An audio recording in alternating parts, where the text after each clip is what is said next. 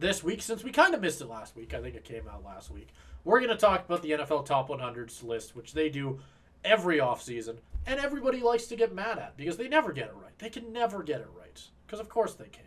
How could you possibly please a bunch of fans who all follow 30 different teams? I think it's fairly easy, but, you know, the NFL keeps messing it up somehow. But regardless, we're going to break it down. I think we're going to go by each 10 picks. We'll start at the very, I guess, bottom of the list, highest number. We're going to start with number 100, go to 90, 100 to 90.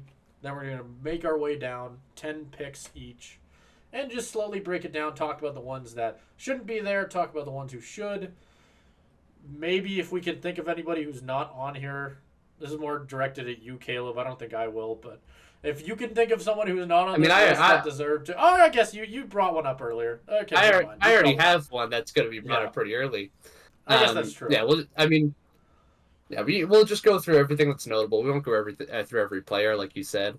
But if we want to start off right away, I honestly think 100 to 90 is probably the group that I have the most to say about. As strange as that might sound. No, I don't think it is strange. I think, honestly, that is the hardest spot to rank because you're talking... When you think top 100 NFL players, I'm thinking best of the best, right? The second you're ranking the 90 to 100, you're ranking the guys who are at the very back of that pile. Right? And you're also... Oh, it's very close. Yeah. It's very close. Yeah. So you're talking about the guys who... Like, I'm sure there's a bunch of guys on here that people would probably be like, they should have been there. They should have been there. But they're probably like 100 to 110, right? I think splitting that like stack in that 20 is probably the hardest part of making a ranking like this. But then again, it's all voted, so who cares? It's all voted on, so it's not actually that hard. And I mean, it is like the players, right? So I mean, like, I don't know what it's like to line up against Myles Garrett. Yes, you do, Caleb. Who am I to say? Back up your pick. Die on that hill. I mean, I still will. I still think the players are kind of stupid for voting some of these things. Exactly. But to put that in perspective.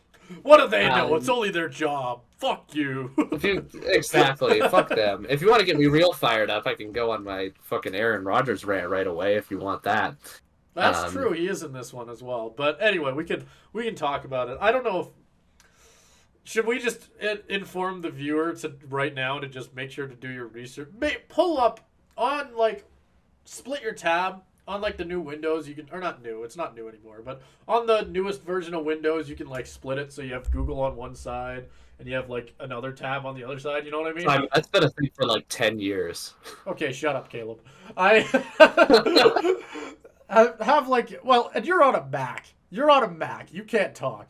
But I'm talking about Mac Windows. has had that for probably even longer. I'm talking about Windows. I'm not talking about Mac. I'm sure Windows has also had it for like 10 You got to years. do what I'm doing right now. Apple steals everything from Windows. Have us open on one side, open up the NFL Top 100s on the other. The other option is we just read it out every time. No, we're not doing that. You guys can pull it up if you like. We're only going to talk about the interesting ones anyways. Okay, well, what do you think's interesting? Because that's the harder part. Okay. I have it immediately. I don't even need to look at the list. Aaron Rodgers rant time. Fuck Aaron Rodgers, as per normal. I almost made my Aaron Rodgers my... When I saw him run out with that American flag, my patriotism for a country that I've never been in has never been stronger. Born in the USA. That's some good stuff. America. Anyways, Aaron Rodgers is a trash human being, and the fact that he is still getting a platform aggravates me to no end. I almost put Aaron Rodgers in my anti-shoutout for this week. Because of his whole, like, he came out and was like, yeah, I regret saying I was immunized when I wasn't. And I was like, oh my god, what is this? Character growth from Aaron Rodgers? Is this real? And then it turns out just to be a longer quote for him to basically say, yeah, I shouldn't have said I was immunized, but, like, basically still fuck vaccines, and I'm just gonna go fucking take ayahuasca in a cave, and that makes it, like, oh, like, I guess people didn't like my definition of immunized because I, like, snorted herbs with, like, this fucking quack doctor. Shit. Anyways. I don't feel like getting into that. I'm not saying we need to get into it. That's why I didn't choose it as my anti-shadow. It's just saying I don't like Aaron Rodgers, Simon. You can stay away if you want. I'll I'll stay in the corner over here and keep my I will face as leave far my, away from that. I will air my personal grievances. Fair. I don't think I think he's a shit person. And I just think, like, obviously still a very good football player. In any other year, would he deserve to be in the top 100? Yes. Even as probably the biggest Aaron Rodgers hater on the planet, in a normal Aaron Rodgers year, I'd be pretty shocked if he fell outside the top 20. And I don't think that's controversial to say. I think it would be way more controversial to say he'd be any lower than that. Exactly. That's what I mean. Like, I'd say, like anywhere from, like, the top, like, 10 to top 20, like, any lower than that, even, like, in the fringes of top 20 would feel a little bit low. Because obviously he is a very good football player. I don't like the guy, but I've never denied that. But in a year where you play 4 snaps and then have your leg crumple up from under you and miss the entire season, this is a list for just the 2023 to 2024 NFL season. Aaron Rodgers, for all intents and purposes, did not play the fucking 2023 to 2024 NFL season. Players, were you high? Were you smoking crack when you made this list? Because were you hallucinating an Aaron Rodgers ghost? If you were, did you just mistake him for Jordan Love? Like, he's not in the Packers anymore, you idiots! They don't look anything alike! What are you thinking? I know you definitely didn't think that just the Jets quarterback was the same because Zach Wilson was shit. So otherwise, I have no explanation. You must have thought he was still on the Packers because he didn't fucking play a single game of football this year. How can you be in the top 100 players when you didn't play a snap of football?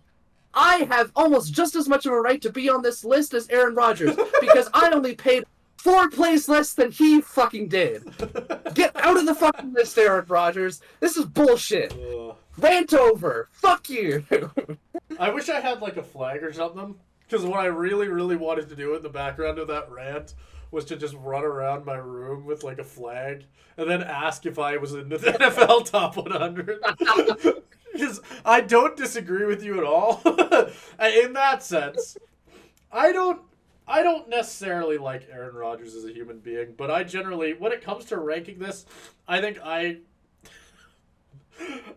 do my best to try and take away personal opinion, more political opinions, when thinking of a player. I am too. If I thought Aaron Rodgers was a cute little teddy bear of a person, if he, like, won Walter Payton Man of the Year and he's, like, doing all these great things, I would still have the same opinion. Wouldn't that be awesome? With maybe Walter Payton, though. I honestly think that Aaron Rodgers, you know what? He's done it all. He's got a Super Bowl. He's got a few MVPs. Walter Payton Man of the Year award.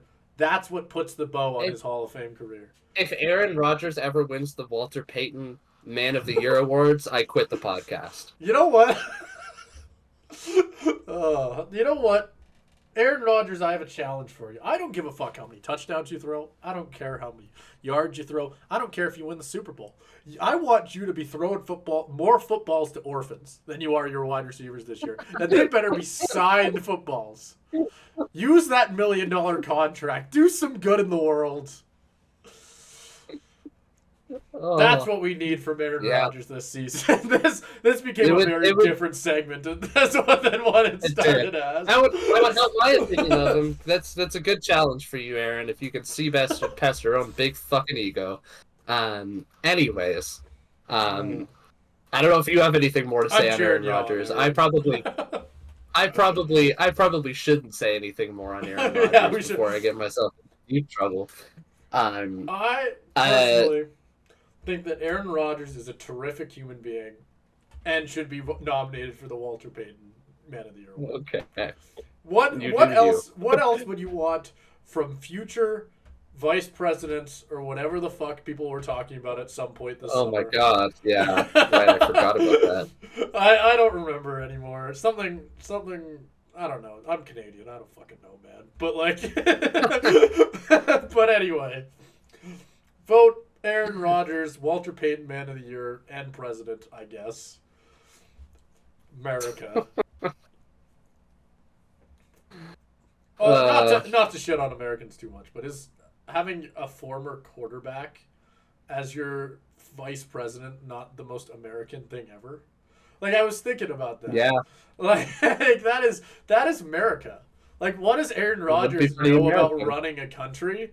Like, regardless of what you think or don't think about his political like beliefs, I wouldn't want someone with the political beliefs that align with mine who is a quarterback running this country.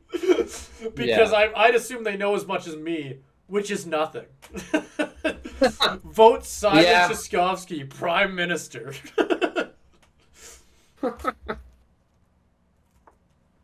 Yeah. Anyway.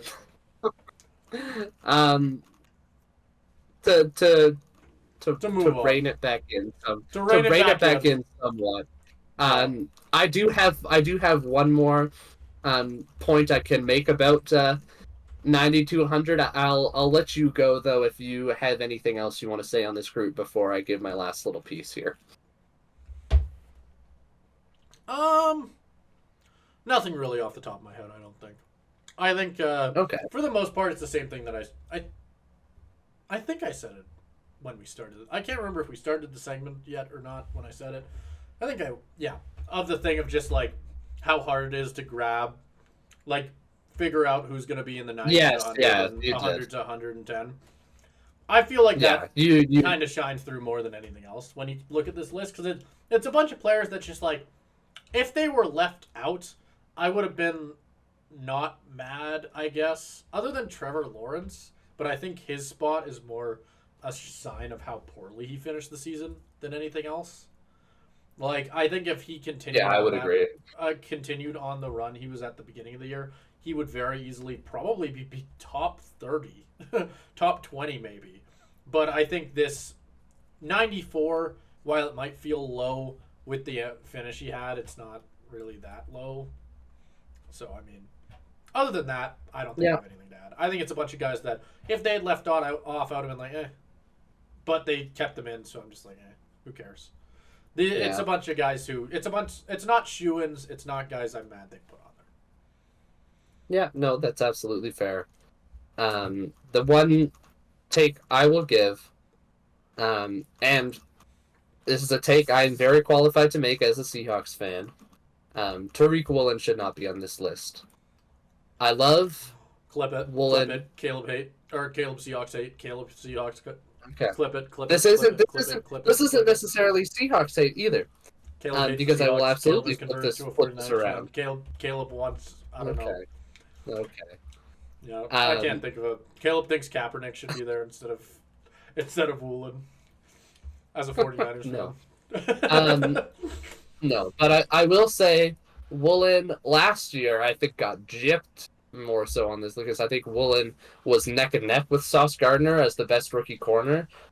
He played fantastic. Obviously, like all the interceptions he grabbed, just flashed that instinct, flashed that speed, flashed that raw talent that has made him so good. Very much a drop off this year. There were points at the end of the season where Pete Carroll was benching him at points in games because he wasn't tackling well, because he wasn't living up to the same expectation that he was before. I love him as a player. I have very high hopes for him going into next year. He's already been playing really well in camp. Like, I think he's a great corner, and I think if he bounces back from the little bit of a sophomore slump he had, I'd absolutely be like pound the drum for him to get on this list. This year was not the year for that to happen. But the big snub here, and a player that I think should be in the top 50, if not higher, is the other Seahawks corner, Devin Witherspoon. The disrespect that he's gotten, in defensive rookie of the year votes, and now this to be completely left off this list after anybody who watched any Seahawks games would say he was the infinitely better corner than Woolen this year. He got left off for Woolen. I just think it's pretty distasteful. Witherspoon was very clearly the best player on that Seahawks defense all year. And for him to not, and he's going to be the cornerstone of this Mike McDonald defense. He played out of his mind, got gypped in Defensive Rookie of the Year voting, got gypped here. I just think, I know it's a player vote, but I don't know. It feels like Woolen was very much coasting on the reputation of last year, and who knows? Maybe people just didn't see enough of Witherspoon, because he deserved to be on this list and very high in it, and he's not at all. When his cornerback tandem buddy, who had a very down year, doesn't make a lot of sense to me as a Seahawks fan. Fair enough.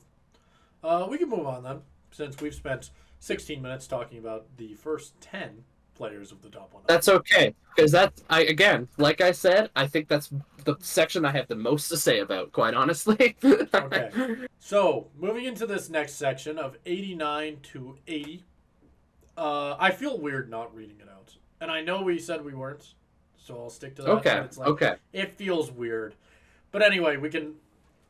I don't know. Looking at it, I don't necessarily have anybody that I'm too mad about. I feel like Kirk Cousins is always a shoe-in on these lists, but he's kind of hard to put. Having him in between Aaron Rodgers and who's the next quarterback? Justin Herbert. Yeah. Sure. Sure. That's kind of I'd be okay. Oh. I'd be okay with that. Yeah. The flag fell off the wall, by the way. I mean, what happened? I don't have the camera up in front of me. Oh, it fell off. No, I didn't even. It took me way longer to notice. I don't know. Yeah. Technical difficulties. There we go. We were talking, and I won't spoil it just in case I actually decide to take the time to do it. But we were talking about adding something to the screen here on the video side of the podcast. At least we know if we did that, it wouldn't be able to fall off the screen. And if it did, that'd be pretty scary. Yeah, it's true. Anyways, with this section on the list, I mean, just kind of the things that immediately jump out to me. Kirk Cousins, yeah, we you touched on that a little bit. I think it's not the same case as Aaron Rodgers. Obviously, he got injured very early on in the season, which is the reason he's so low. But I think his play early on in the season was so good. Like, he was performing at like an MVP caliber level, in my opinion, through some of those first few games after they had their little bit of a losing streak. Like, the game against the Niners that he played, oh my God, he looked like the best quarterback in the league at that point. So I think putting him at 81 feels about right, balances out the injury. I'm not mad about that. Montez Sweat, I think is even a little bit low, honestly. I could see him being higher. DK placement feels about right for me. I think he's had a couple down years. I'm really looking for him to improve a lot in this new offense with... No, I thought it fell again. With this new offense with Ryan Grubb, it'll hopefully be a lot more creative. Hopefully can scheme him open a little bit more, which I felt like Shane Waldron didn't quite do enough of. Other than that, this section of the list feels pretty chalky. Like the rest of it, I'm not upset about any of these picks. These are all obviously blue chip players, and you could put them maybe a little bit higher, a little bit lower, but I'm not going to have any major complaints. Okay. I don't necessarily disagree with any of that. I think most of these guys, like you said, still very, very good players. I think blue chip is a very good way to put it.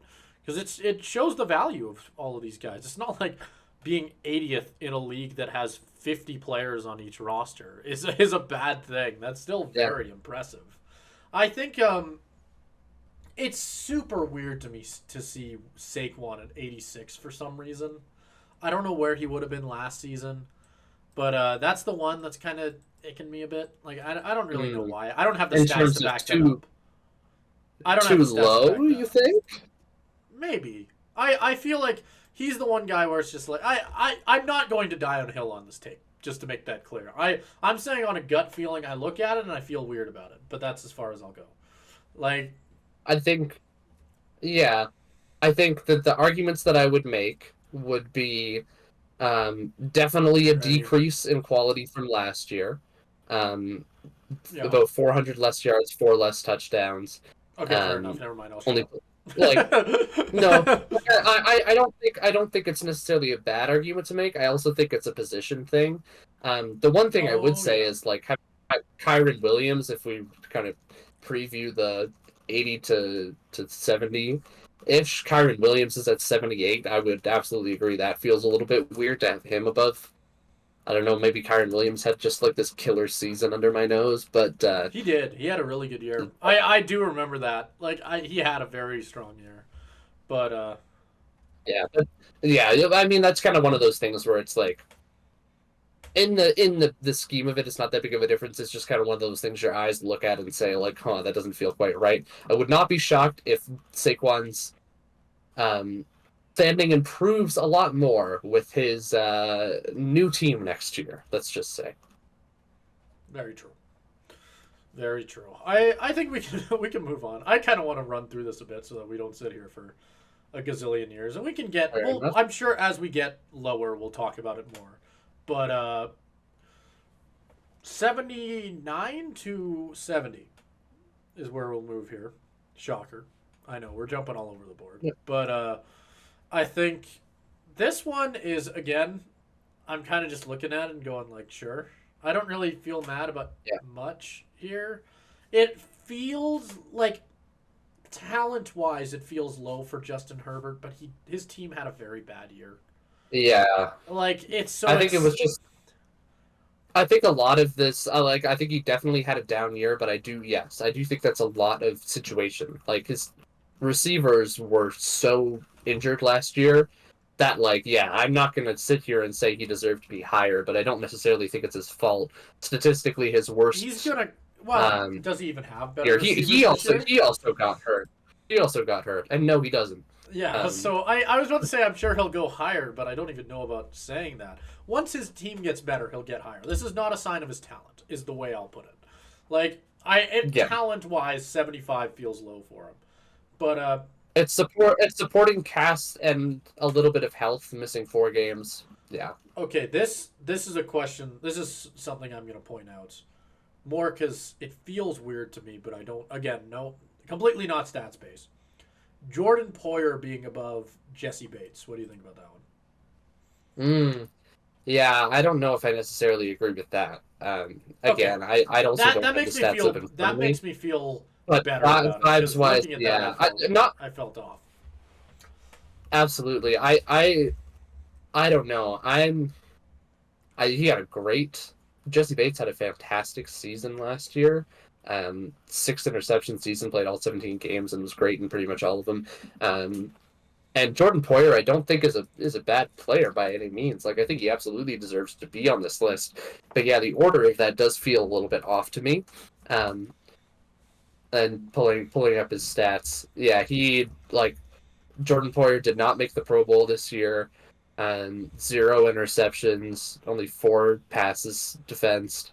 Whereas Jesse Bates made the Pro Bowl, second team All-Pro, 6 interceptions, including 1 for a touchdown, 3 forced fumbles, 11 passes defensed. When you put it like that, it feels like he should be a lot higher. Yeah, exactly.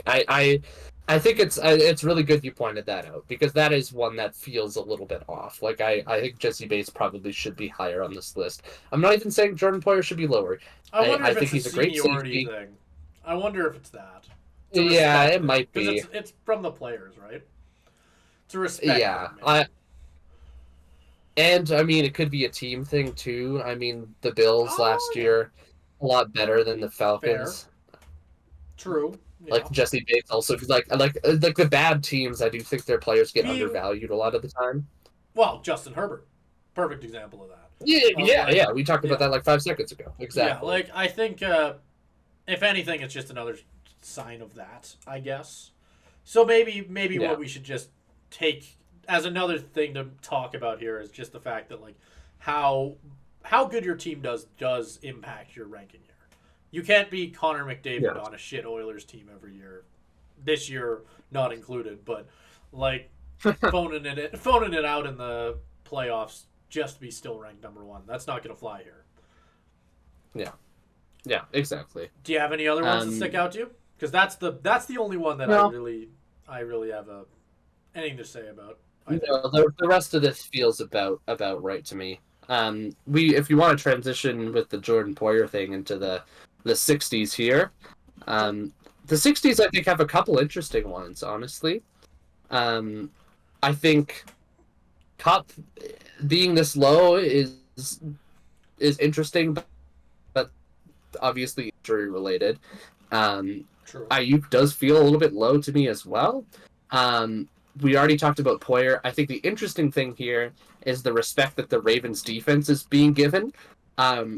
Patrick Queen and Justin Madubuike are both very high. I wouldn't be shocked if they both haven't ever been on this list before. Both having pretty big breakout seasons this year with the Ravens. I think a lot of that has to do with Mike McDonald's scheme. I wouldn't be shocked if they take a little bit of a step back, especially Patrick Queen, who is moving away from both that system and also playing beside Roquan Smith. I don't know where Roquan Smith is on this list, but if Patrick Queen is higher than Roquan Smith, that's a let me actually just okay, no. Roquan Smith is 19. We're good. That feels about right. That does feel right. Yeah, I was about to say that'd be a crazy that would be. thing. I think that would be very crazy. But Patrick Queen is 64. I'm not going to get upset about it. He had a good season. I just wouldn't be shocked if that drops off a little bit. Same thing to a lesser extent with Madubuike. I think he's a very good player, but he's staying in that Ravens defense, and I think has been a little bit more consistent than Queen. I just think that's something that's interesting to point out. The one last thing I will say about this before I toss it over to you, Simon, Raheem Mostert, very rich for my blood at 60. That doesn't feel right to me. I know he played on a good Dolphins team. I know he's pull up his stats. Been very good. Yeah, like I guess 18 touchdowns. Oh yeah. I don't know. That feels like a bit of a like Jamal Williams scored like 20,000 touchdowns last year and then gotten like nothing this year. I'm not saying that Mostert is that kind of player. Like he also rushed for 1,000 yards. I think he's deserving of a spot on this list, but 60 feels rich. 60 feels rich. Right. That's what jumps out to me immediately. I don't know. I feel like it's fair. Looking at I more looked at like his game for game, like what he was putting up. I think that he put up a lot of very, very good games. Like 121-yard game against New England, 115 against Carolina. Bad teams, I know. But still, like being able to put up numbers like that, 18 touchdowns, had 1,000 yards, 4.8 average, which is very impressive. I think it's a deserving spot. I'm not necessarily mad about it. Like, I see where you're coming from, but mainly I think because he was never this good or ranked this good before. Like when I think of elite running backs, I don't think Raheem Mostert. Like yeah. But I don't know. I don't know. One second. I'm trying to pull up his previous years. This feels like very much a supporting cast type nomination. Like does Raheem Mostert get these kind of stats if teams aren't terrified of getting like shredded to death by Tyreek and Jalen Waddle? No, of course not. I don't know. But when you put up 18 touchdowns, it like we're talking. I don't know. Did Jamal Williams make the list last year? Like touchdowns are not necessarily. Right, I can figure that out in half a second. I have the list here. But he did make the list. Okay, maybe I'm like I don't know. In my opinion, like if you get up to the 1 yard line and score a touchdown, like touchdowns are not necessarily an indicator of how good a running back is. When he's running 90 and 120 yard games, he's not just getting the ball at the end zone. I know. I don't think it's necessarily the same argument. I think Raheem Mostert has had a lot better of a season this year than Jamal Williams did last year. I wouldn't have put Jamal Williams on the list last year. They put him at 96. I mean, it's not going to offend me or anything. Well, that's 60 is that's why 60 is just 60 is just really high. Like 60 is really high for me. Not saying like for me, Raheem Mostert, you put him in the 80s, and I'm like even high 80s, and I'm like okay, yeah, like that makes sense to me. I'm not saying he had a bad season or anything like that. I'm not saying try to say he doesn't deserve to be on this list. But like even putting him above Jalen Waddle, it just doesn't, that part doesn't sink in for me. I feel like that's a bit more of a stats based placement than anything else. Yeah. No, and that's exactly what it is. Right? Like when you put up you can complain all you want about someone getting put on here because of stats, but when you score 18 touchdowns, yeah, you get on the top 100. Maybe it's high, I don't know, but like I don't hate it. I don't think I'm not gonna sit here and feel disgusted because I saw Mostert on this list, and even at the spot that he's at, I think 18 touchdowns, that's fair. I don't think Jamal Williams had 1,000 yards, did he? In that year, Yeah, he did. I don't think he did. He? Oh, okay. He So did. you actually, well, never mind. Whatever. But I still think I don't know. I like it. I like where they have him. All right. Do you have any other thoughts about the 60s here? Not really. None that necessarily. Yeah. No, not really. None that are All right. glaring to me. You want to give your take on the 50s since I've let off the last couple ones then?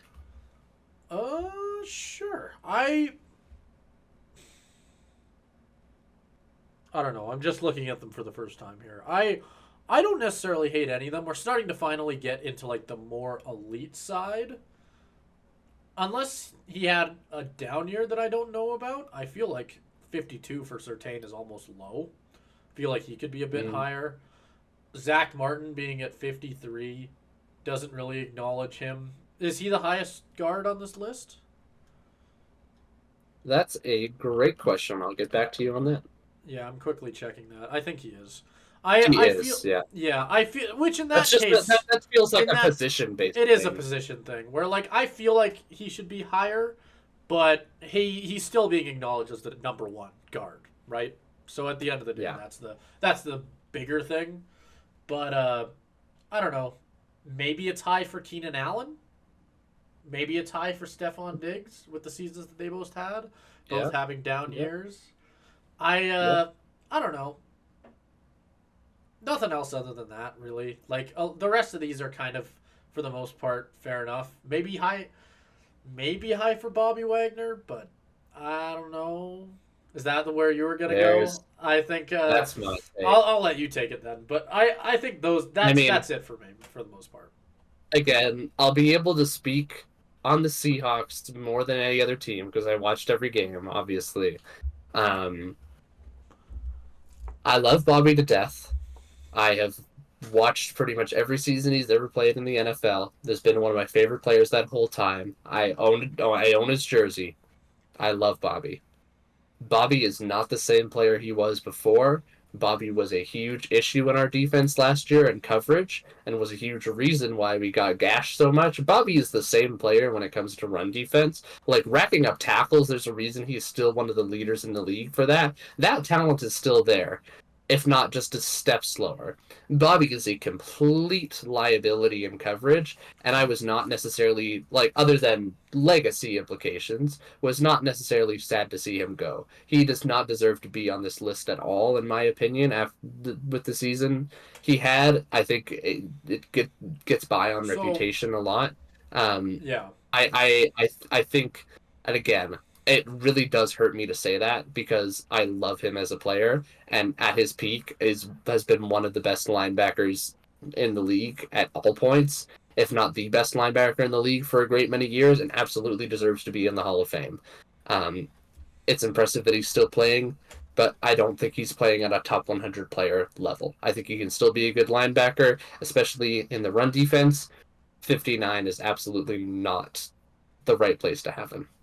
Yeah, and I was gonna ask you this as well because you almost made it sound like you don't think he should be on this list at all. So I was just gonna list off the other main inside linebackers that I can find here that are on the list. Obviously, the one we just talked about in the 60s at 64, Patrick Queen. Next one that I think is 76, Dre Greenlaw, and then is that it? Oh no, and then right at the end, Devontae David and Zaire Franklin. So those are all the inside linebackers. The more I look at it, I feel like to give where I think he probably should have been is probably closer to 90s. I don't know if I would have knocked him off entirely, but then again, I know you watched more Seahawks football this year than I did, so I'm okay with falling to what you said, but like I would be more okay in the 90s. I just think 59 is really high, and he's very much getting that for his past play, not necessarily this year, which this is supposed to be about. Seahawk? Well, I think so. I mean, he's technically listed as a commander. So you know what I mean. But yeah, nobody else was that high. So yeah, but he was definitely not the best player on the team. Definitely not the best player on the defense. Again, Witherspoon should have been on this list, and should have been higher than Bobby was. I just like every single Seahawks game last year, there was one, if not multiple moments where I was like, fucking slow ass Bobby, my god, like I'm so sorry, you cannot run for shit anymore. As he as the little drag route cuts under him and runs for like 20 yards. Like he was just such a liability in coverage that I can't justify it. Again, love him as a player. That's one of the ones that sticks out like a sore thumb to me. Yep, fair enough. Petition to get Bobby Wagner new legs. We can move on to the 40s because we're at 37 minutes, and I thought this would be a 40-minute segment. We're there we go. All right, we're sprinting through this thing. 3 minutes for the final 40. Right. Let's do it. All right. So this final one is 50. kind of. We still got 50. All right. Fun. Alrighty. So we've got the 40s. I think this is somewhat interesting. I think there's a few in here that are... Yeah, I'll throw this one out there as well. I mean, we got Matthew Stafford at 42, Jared Goff at 48. They're always going to be compared for their entire careers. Yep. That's one storyline that immediately sticks out to me, is the fact that obviously the Rams traded for Stafford to be better than Jared Goff was for them, and now we're going into a year where they are, despite all those first-round picks, it got them a Super Bowl, so they got what they wanted out of it, but they're only six players apart on this list, and the closest quarterback to each other.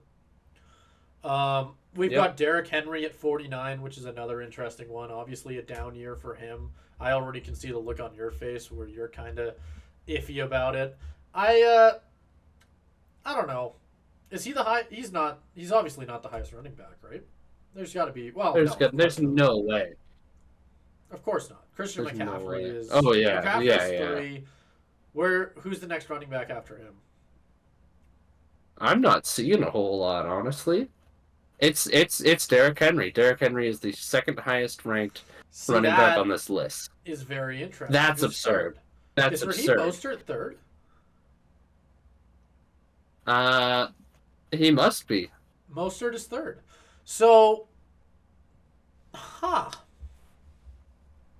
The way they list running backs, who else do they? I don't know. At this point, I'm honestly saying like Kenneth Walker. Like I know that's a biased opinion, but Kenneth Walker is such a talented runner of the football. I feel like with the way they're judging this, I know statistically maybe it may not have been to the same level as some of these other guys, but I don't know. You put even him on the list.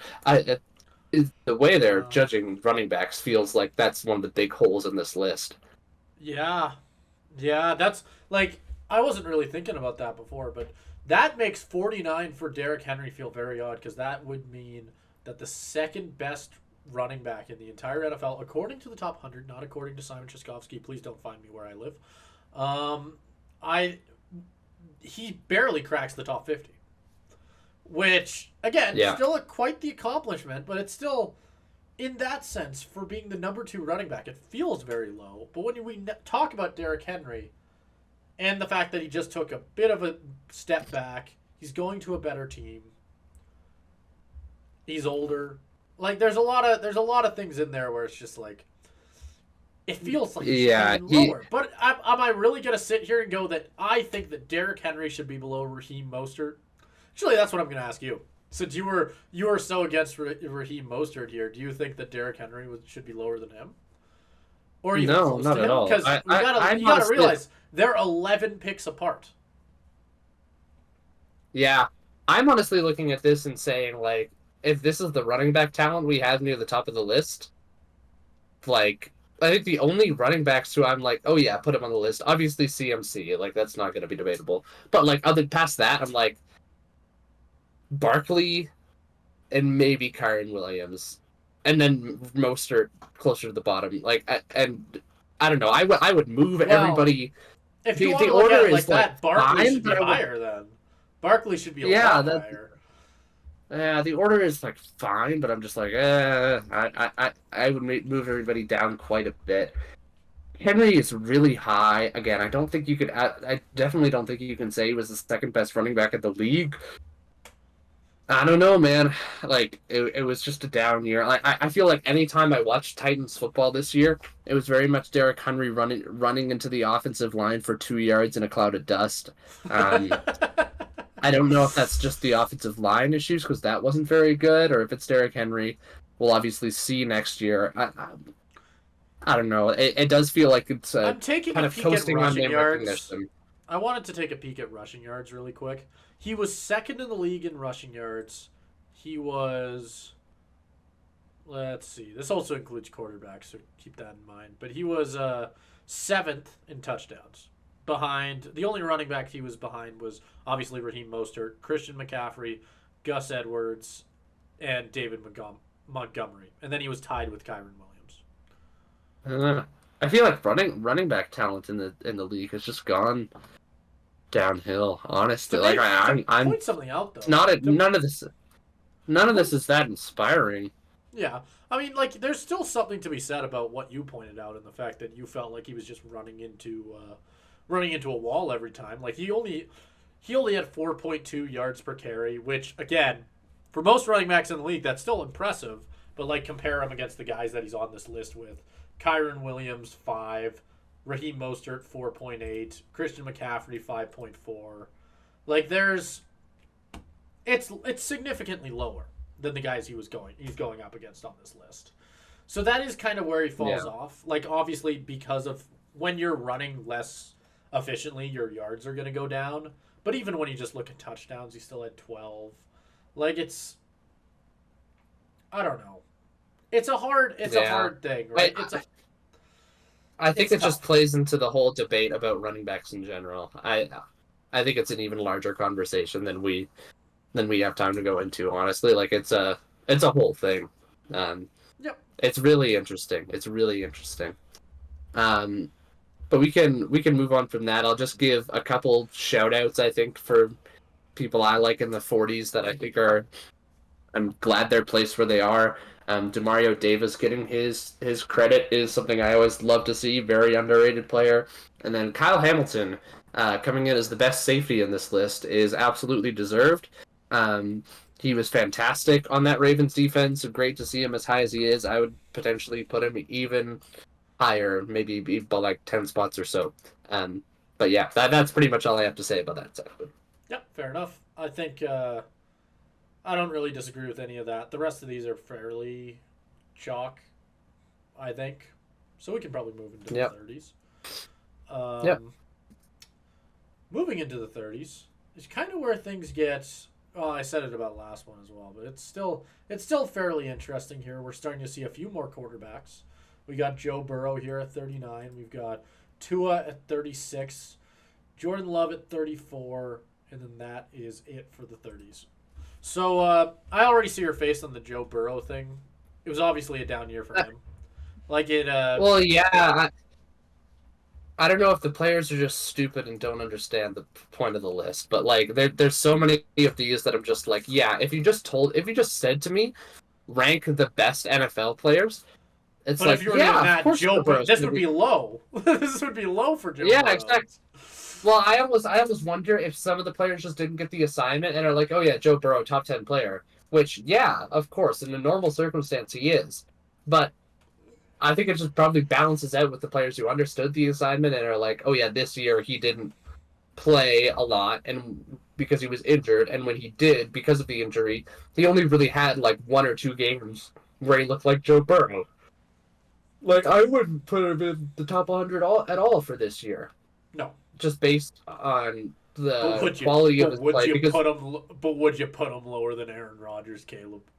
Would you? no, absolutely not. Caleb, He Aaron he Rodgers' at least running abilities were next level. Did you see the yards he picked up when he was running that flag in? All right, we can move on. In and out, buddy. I've toned myself out. In and out. In and out. There's a couple more in the 30s that I think are really interesting. Quincy Williams ranking above Quinnen Williams is intriguing to me. I haven't heard a lot of Quincy Williams pop. I can't say that I've watched a lot of Jet football. That's interesting. One second. Yeah, he had a career year, made first team All Pro. Yeah, 139 tackles. That's impressive. 2 sacks. Okay. Yeah. I don't know how they calculate it, but like I always think Pro Football Reference's approximate values are always kind of a decent idea of how valuable a player is. And his jumped all the way up to 17, which I know that doesn't have a lot of context to it, but that's actually very impressive. So yeah, I guess I guess I'm probably even underrating him. I guess I just need to pay more attention to him. It's a rating that kind of sticks out to me, but yeah, not necessarily because I have anything against him. It's just because I haven't been hearing a lot about him. No, I agree. And I mean, third straight 100 tackle year. Now that I have in front of me, in front of me. So, and that being said, despite having 110 and 106 in previous years, he increased his number by 30, and I'm assuming was a huge part of that defense. Jets defense, for the Jets. Yeah. What other linebackers are in his area? Like Quinnen, Roquan Smith ahead of him, right, and then Fred Warner. He is the 3rd best linebacker in the league by that estimation. Below him is Fred Warner. Fred Warner is above him. Fred Warner and Roquan Smith are the only ones who are above him. I think Patrick Queen is the one that would be directly below him. Wouldn't it be Demario Davis? Oh yeah, sorry, Demario Davis. I missed him. Yeah. Okay. Yeah. Well, how do you feel about I guess that? How do you feel about him being in front of Demario Davis? Sorry. Honestly, like if I'm going to be 100% honest, I just haven't seen. Like I just feel like I haven't noticed Quincy Williams pop up at all, and I don't necessarily attribute that to poor play on his part. I feel like that's just my own ignorance. So, I feel like I can't make necessarily the best judgment on it. No, fair enough. I think the same thing. I'm going off stats. I'm trying to pull up Demario Davis right now just to have a quick peek.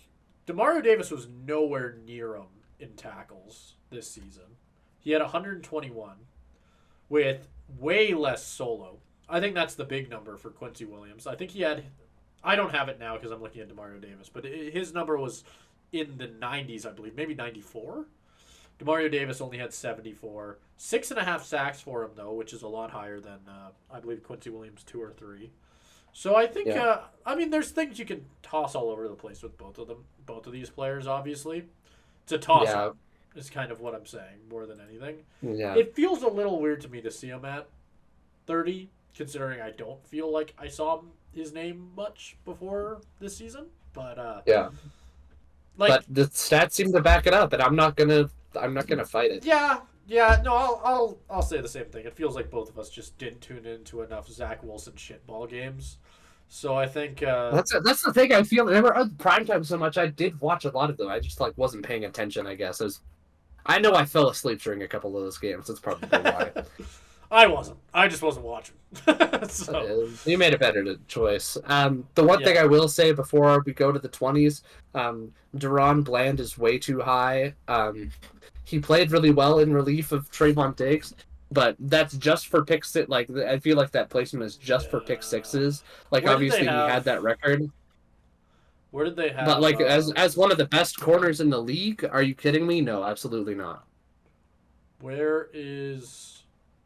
They have him as the 2nd best corner in the league. Wow. Higher than Sauce Gardner, Surtain. So just to give a bit, and of then Woolen is the only well, other corner in the league. What? on the list. That's I'd stupid. compare Bland's season to Trevon Diggs in a lot of ways, with the picks being the main reason he's there. Trevon Diggs in last year, because it was last year that he had that ridiculous pick season, right? Right? Or was it Not. the year before? It might have been the year Am I before. dumb? Okay, well then It might have been. this doesn't matter. Oh, shut up. Never mind. I thought it It was last year. was. It was 2 years ago, Okay, never mind. 2021. I'll shut up. I was gonna say last year Trevon Diggs was at 60th, which is much lower than him, but keep in mind that that doesn't necessarily matter. So Yeah, I don't know. That just feels a little bit high for me. no, I don't disagree. Like obviously interceptions are subject to a lot of variance. So I would be shocked if he maintained that. I wouldn't be surprised if he fell off the list completely next year. And it has I don't it know. I think has him I in think he's front still a of good player, just not top 100 good. it has hit them in front of guys like Sauce Gardner, who also had a very good year, and it's Yeah. I don't know. Yeah. When you're comparing those top corners, it's so tough because there's so many different kinds of corners. Like there's so many different ways to do it and so many different schemes. Like there's obviously your Yeah. interception corners who are going to make their money picking off the quarterback, and there's guys like Sauce Gardner who make their money more when it comes to just locking people down, right? Because there's Yep. and it's a Absolutely. hard thing. It's a hard thing to quantify, right? Like which is more important. There's not really a good Yep. answer. So I think No. we can move on. It's not that important. But I have a good transition for this. Jalen Ramsey. Is that Duran Bland they have as the second cornerback in the league, which I think second best cornerback in the league, which I think is way too high. And I think that gets even worse when the top rated cornerback shouldn't be on this list either. Oh my god. Can you guys figure out the purpose of this list? Jalen Ramsey is at 25. Jalen Ramsey is a great player. I think Jalen Ramsey is one of the best cornerbacks in the league if you remove all other context. Jalen Ramsey played used to 5 games wear this year. 25. Maybe they were Jalen thinking that. Ramsey- They were asked to name the number that Jalen Ramsey wore while on while on what team? Am I wrong? Didn't he wear 25? Jalen Ramsey wore. No, Jalen Ramsey has worn 20 and 5. Oh, okay, never mind. That's probably what I was thinking that. So I'm wrong. Never mind. I'll shut up. Continue. Happy to Or no, jump he in. played 10. Sorry. He played 10 games. I misread that. But still, he was injured for a lot of the year. I don't know. Okay. I'm kind of retracting a bit of my statement here, and I'm saying that he isn't on the list is a bit strong, but he missed like half the season to injury. I think it's still high to say he was the best corner in the league last year. When again, I don't think it was his best season, and he again didn't play a lot of it. Got voted the Pro Bowl, but none of the All Pro Can teams. I just say that I feel like the cornerback list in this is kind of similar to running backs in the sense of Yeah, like, it feels weak. honestly, But and I'm going to it bring does this feel back weak. up again because you pointed out the fact with the Seahawks bias of the fact that you could imagine a world where Walker's on this list just because of how weak the running backs are. How much worse do you think it is that Witherspoon was snubbed? Looking Oh, at yeah, here. Like that's kills more the me. conversation that I'll bring up. It kills me. I don't understand it at all. Again, Witherspoon was by far the best player on that Seahawks defense. I think he's going to be one of the best corners in the league for the next few years. It's honestly just kind of it's criminal is what it is. I don't know why. I do think maybe this is just the Seahawks fan of me talking, but I do think Seattle gets gypped in a lot of these kind of areas just because they're not necessarily the most popular media market and they're kind of isolated from everybody else in the Pacific Northwest. I don't know. Once more people start watching Witherspoon, it's just like it's going to become clear how ludicrous it was that he wasn't on this list. I don't know. And I mean, even without Witherspoon, there's so many other good corners you could have put in front of these guys. Like Jalen Johnson of Chicago had a great year. As much as I don't like it, Charvarius Ward played really well in San Francisco. Like even just like I'm going through the players on the All Pro teams, and like all of them, again, I have my gripes with Deron Bland, but all of them I think have a better shot to be on this list. Like Trent McDuffie, like that feels a lot better than a lot of the players they put on this list. Yeah. And like other than Bland, none of them made it to. Other than Bland and Sauce Gardner, sorry, none of Right. them made it Yeah. to the list, and that's just upsetting. Yeah. Well, yeah, that's probably the craziest part about this. The top corner didn't make the All Pros. Is that what you're saying? Because I'm Yeah, assuming, yeah, I'm assuming he didn't. If he played 10 games, he which I didn't. think shows you as much as I think it should. I think Yeah, I don't know. Obviously, it sucks. No player can control injuries, but it's not like yes, you're blaming it's not their Jalen fault. Ramsey. But we're talking about one Mm-hmm. season, right? Like it's not like Correct. me Yeah, saying that Wayne Gretzky wasn't the best hockey player this year impacts how good he was in the past. You know what I mean? exactly. Yes, yes. That's Like a it's perfect way to put it. yeah, it's I Perfect don't way know. to put it. I don't know. We can move on. I'm pretty happy Yep. with that. We can move into the 20s, which no, we were just Or talking about to the the 20s. Were we just talking about the see, 20s? the segment is going Uh, so quick. Simon. yeah, The there we go. segment's going so It's quick. going so quick. I'm not tired at all. Go okay, 19 to 10. So final thing before we get into the top 10 here. Roquan Smith at 19 we already talked about because we were speaking on the other linebackers, which puts him at number 1 in his position, which feels about right. Which, yep, that's fair. Yeah, I'm just pointing out the players here who I think are top of their position, which he might be the only one of, I think. But regardless, Justin Jefferson at 18, I believe he was hurt at one point, wasn't he? Yes, he only played in also, like it said, he played in 10 games, started 9. Yeah, That's why he's that. which makes sense, but it's the same argument for You know, him you that know I think what's you can have with Jalen you know what's Ramsey. ridiculous though. What? You know what's ridiculous though? He still had an 1,000-yard receiving season. Okay, give it to him. I'll shut up. Never mind. Yeah, no, it's like with Jalen Ramsey. I'm like, it's not necessarily the same. Justin Jefferson is still the best receiver in the league. Let's not get it twisted.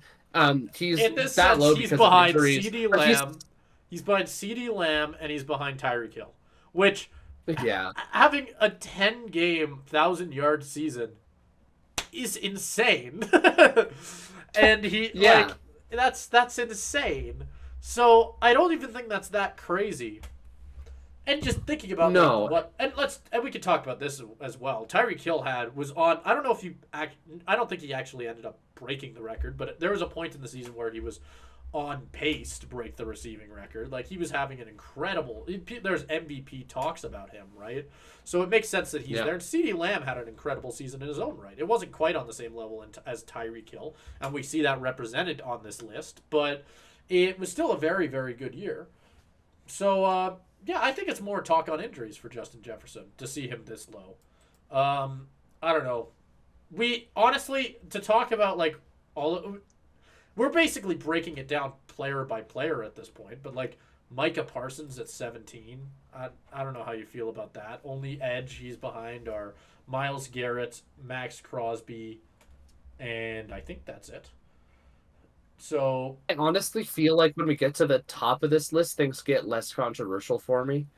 yeah, Because I'm like, yeah, you could move Micah Parsons up. Like this maybe feels a bit low for him, but like, yeah, these are like all pretty much like unequivocally the best 20 players in the sport. It's not like you could have some gripes, but I have a lot less gripes with this group than I do with the other group. It's like how you talked about the 90s being so hard for that exact reason, right? yeah.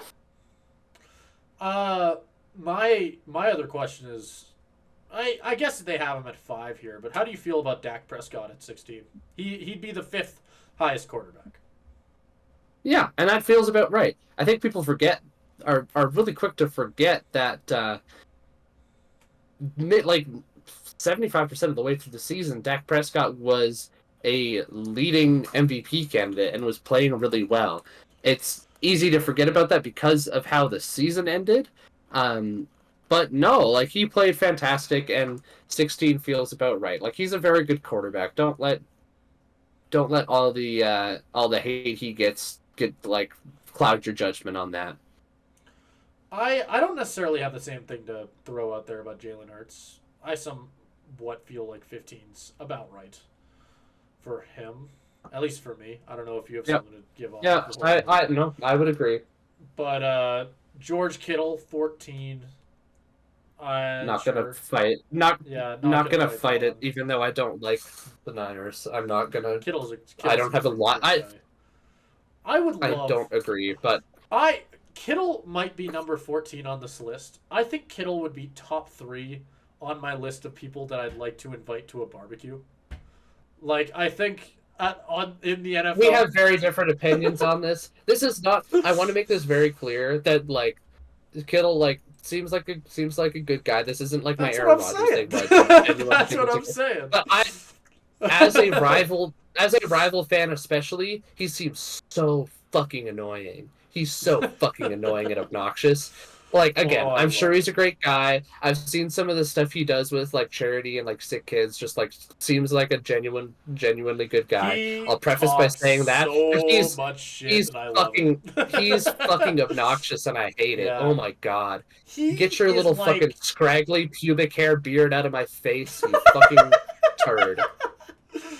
All right, we can move on with that. I'm happy to just leave it on that note. But CeeDee Lamb 13, we already talked about that. About right.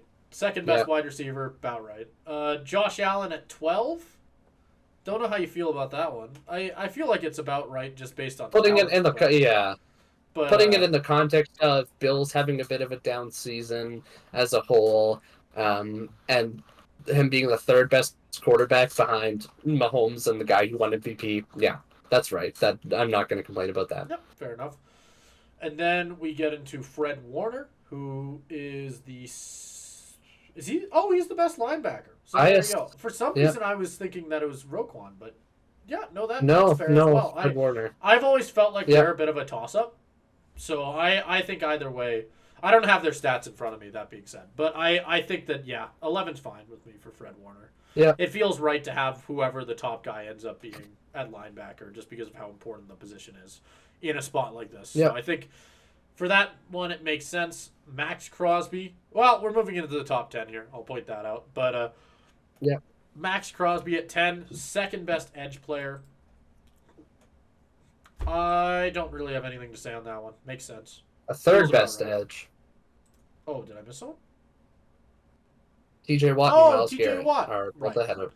Right. No, I was. But I think Crosby, Watt, and Garrett are all to some level interchangeable, and I think this ranking reflects that within all being within like 5 spots of each other. So I'm not going to complain about that. Yep, absolutely, I agree with that. Then we move into number 9, and I was curious if you'd have something. This is, I think, the most controversial. This doesn't feel right. Again, I don't like Kittle, but I don't think having Kelsey as the number 1 tight end this year is fair or right. Caleb, I don't think we should be saying this about him. You don't understand how crazy the Swifties are about him. Travis Swift is tight end number 1. Simon. How long is the segment run at this point? We're in the hour range, I'm sure. Are the Swifties watching this deep into a sports podcast? You never know. I'm sure some of them are. They're doing some research. I'm not to stereotype the Swifties, but if there are mega Swifties who I assume are not necessarily always the biggest sports fans, if they're out there watching an hour into a segment of our podcast, again, I'd be floored. All the Swifties, shout out to you guys. Show up in the comments section if I'm wrong. Show up in the comment section if Caleb's wrong. Caleb is the one with this opinion, not Simon Szyszkowski. Simon Szyszkowski, pro Travis Kelce. Travis Kelce, number 1, best player in the NFL every year of all time. Please don't kill me. I think you're safe, is all I'll say. And I think, I don't know, man. In my opinion, if you have your first not 1,000-yard receiving season in like 10 years, and you just pretty much all around, your first time not getting voted to the All-Pro team in 10 years, all around pretty much show your age, I don't know, man. I wouldn't put him at 9. I don't think he's the best tight end in the league. Last year, there were lots of concerns about him throughout the entire regular season. Turned it on in the playoffs, played great in the playoffs. But yeah, he's not necessarily that player anymore. Again, very much a legacy pick, I think. Yeah, I don't disagree with that, but I also like living, so I'll shut up. TJ Watt, number 8, second best edge, and I think you kind of covered it. I think really well when we talked about it with Max Crosby. The TJ Watt, Crosby, Myles Garrett, all interchangeable. I agree with that. I think with how close that Defensive Player of the Year run at the end of the year was, I think that also represents it really well. But we can move on into the next one. Trent Williams, offensive tackle, number 7 for the 49ers. Yeah, I think sounds about right. Yeah, that one, at this point, it feels like chalk every year. Every year that Trent Williams plays, assuming he doesn't have a step down, he's probably going to be top 10, probably going to be best offensive tackle. It's how it works. Yeah. But, number 6, Chris Jones, defensive line. I think this makes him the best defensive line in the NFL. Again, the best interior D lineman. Again, pretty chalky. Yep. That's about right. Number 5, Myles Garrett. We just talked about it. Best. Again, yeah. Like, you could put any of the 3, and it would make sense. Yeah. 4 is where it gets a little bit more interesting again. It is interesting because the guy throwing to Travis Swift is at 4, which doesn't make any sense to me, you know? Like, I explained this to you, and we talked about it a little bit when we were talking before this thing, where I get it. Like, I actually had a coworker come up to me and ask me about what I thought about it, because they were shocked. They were, like, appalled at the fact that Patrick Mahomes wasn't number 1. And we talked about it for a bit, and the exact way that I put it to him was, this list isn't most valuable. Because if you're talking about the most valuable player in the NFL every year, it's going to be Patrick Mahomes. There is nobody who elevates their team more than Patrick Mahomes, and that's just true. But if we're talking about overall, and I'm not just saying playoffs, obviously he won the Super Bowl, but if we're talking about, like, overall performance, like, we're talking about best player, how well that player played every single week, Patrick Mahomes was not the best player in the NFL. Not this year. He was still very good, but it was his worst season. And there's not anybody who can really contest that. So at least to me, when I look at it, I feel like number 4 is good. I feel like he shouldn't be any higher than that. And if he was a bit lower, truthfully, I wouldn't have been mad. Yep. I pushed back on that argument a little bit at the start of the podcast, but you've definitely converted me. Like, I don't think the season that Mahomes had was necessarily his fault. I think he still very much showed why he was as good of a quarterback as he is, and he's, again, like you said, he still is the best quarterback in the league. We're not arguing that. But again, based on the parameters of this list, 4 feels perfectly fine, and I agree with everything else you said. Number 3, if we want to move on, Christian McCaffrey, 49ers, best running back in the NFL, and he is the highest by a significant margin, with number 2 being Derrick Henry, like we pointed out, at 49. So he is 44 picks. No, that wasn't right either. Gosh, I'm tired. 46? 46 picks above his competition, which I think Simon, just if shows... you have 49 and you take away 1 second. 3... That's... that many!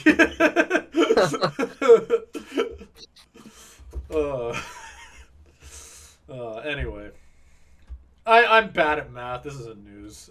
Regardless, Christian McCaffrey, this is a very well-deserved pick. He's behind the guy who won MVP and the skill player that he was in competition with for potentially winning MVP as a skill player for the first time since Peterson? Right? Adrian Peterson? Yeah, I think so. So, and it was very close. Like, there was a point in this season where both of the players, not to spoil it, but both of these players were in that conversation. But regardless, very fair spot for him. I don't necessarily feel like, in a very, very weird way, I think you could mix and interchange any of these top three, and I don't imagine anyone in the world would be. I would agree. I mean, this was a season where it was very hard to choose MVP, right? Like, it's not like there was a clear front runner. Every person who we thought was a front runner came out and shit the bed in the game next week. Like, oh, is Brock Purdy going to be MVP? Oh my God. Like, look at that. And then he goes out and shits the bed against the Ravens on Christmas Day. Is Dak Prescott going to be MVP? He goes and, like, shits the bed against the Niners or whatever. I don't even remember what the game was that he played really poorly in. But we've had a bunch of those this year. So, yes, it makes a lot of sense for me to say, like, yeah, any of those top three are interchangeable. They were the most consistently good throughout the year. And I think all of them are fair to be where they are. I'm not upset about any of it. Even if the person at number one is surprising, I'm not upset by it at all. I think it's completely fair. And I completely understand why they are there. Yeah, and number two, Lamar Jackson. 1 MVP. I mean, we pretty much just explained it already, but it makes sense. It's I know a lot of people, like I pointed out, with this was part of the conversation I had with that one coworker, of just like the fact that like he's behind Lamar Jackson. Yeah, Lamar Jackson won MVP. If Patrick Mahomes was supposed to be number one, he should have won MVP. Tom Brady wasn't the number one player every season he played in the NFL. And if we're talking about most valuable player, Tom Brady would have won it almost every season he played in the NFL. But we're not talking about that. We're not talking about most valuable player. Patrick Mahomes, despite being arguably, it's so hard to put it into words, but it's different. It is a different thing than most valuable player, right? That's the thing that needs to be emphasized more than anything else. So I think Lamar Jackson, and hell, in his MVP season, he was number one. This season, MVP season, but he wasn't. He's not going. And that makes sense because he was much less dominant than he was in 2019. And that's what I was gonna say. Like it makes sense for him to be in the spot he is. But the player who was at number one had one of the most dominant wide receiver seasons that we have ever seen. At one point in the year, looked so incredible that there was talks about him winning MVP. Obviously, Christian McCaffrey was in that argument as well, but it's represented for where he is on this list. But Tyreek Hill, number one. You pointed out that it is surprising, but the more I think about it, like I said, if Christian McCaffrey's in the spot, you're kind of like, sure. If Lamar Jackson's in the spot, sure. If Tyreek Hill's in the spot, sure. All three make sense. I think it would have been controversial if anybody else other than those top three were it. I think it would have been more controversial if you put Patrick Mahomes there, despite what I have heard from people. I think if you put Patrick Mahomes there, you are setting a precedent that Patrick Mahomes should have won it any of his last seasons ever. Every season Patrick Mahomes should have was played in the NFL, he should have won it. Yeah. And I do think I do think it's kind of a wider just misunderstanding of the concept of the list in general. Again, that it is just the context of this season. Taking away all other context. And that is the reason for a lot of the most upsetting picks on this list. So it is honestly refreshing to see that they didn't make that move with Mahomes. No, I don't disagree with that. But that's the whole list. All 100 of the NFL top 100 players in just 40 minutes. I'm kidding. It took us an hour and 15. But that's, it took us almost 40 minutes. Almost an hour and 20. I'm totally not about to pass out of here. We did great. We were going to do an NHL segment here. I think I'm going to pull an audible and say, no. Yeah. I'm good. Anyway, next segment or outro, whatever.